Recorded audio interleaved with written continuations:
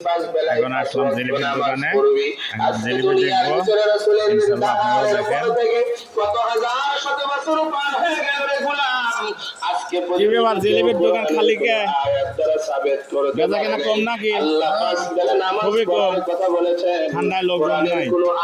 বলে নাই কোন সময় ফজরের নামাজ পড়া লাগে, কোন সময় জহর করা লাগবে, কোন সময় আসর করা লাগবে, কোন সময় মাগরিবের নামাজ পড়া।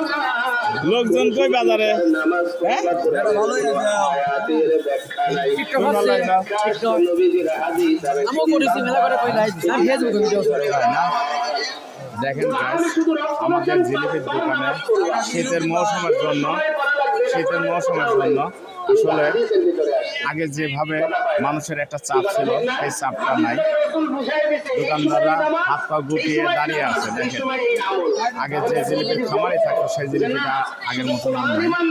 দেখতে পাচ্ছেন আমাদের ভাড়ার দোকান না, দেখা যায় সব বসে আছে, ঠান্ডায় লোকজন নাই, খালি খালি সবাই বসে আছে। আরে দেলে মুখটা সরাও, আমাকে ঢেকে কে? এই একটা কথা হইলে নাকি?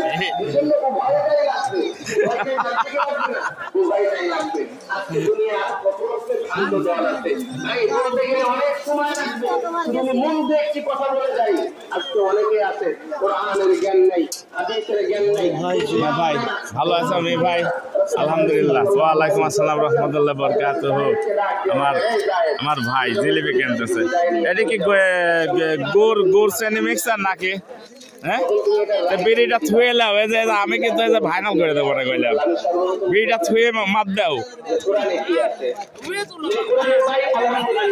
হ্যাঁ ভাই, ভালোই আছিস?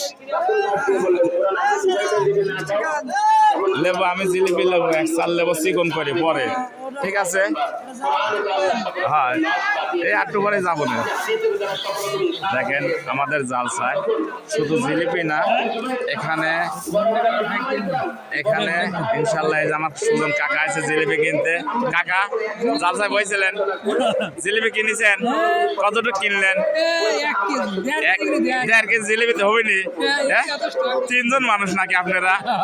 আরে সব বোনাস, লোক 12 জন 3 জন করছে।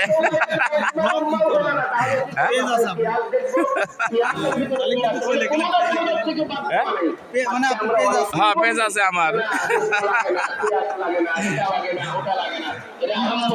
দেখেন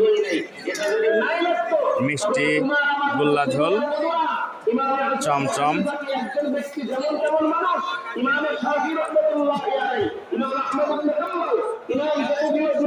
গোল্লা ঝোল, মিষ্টি।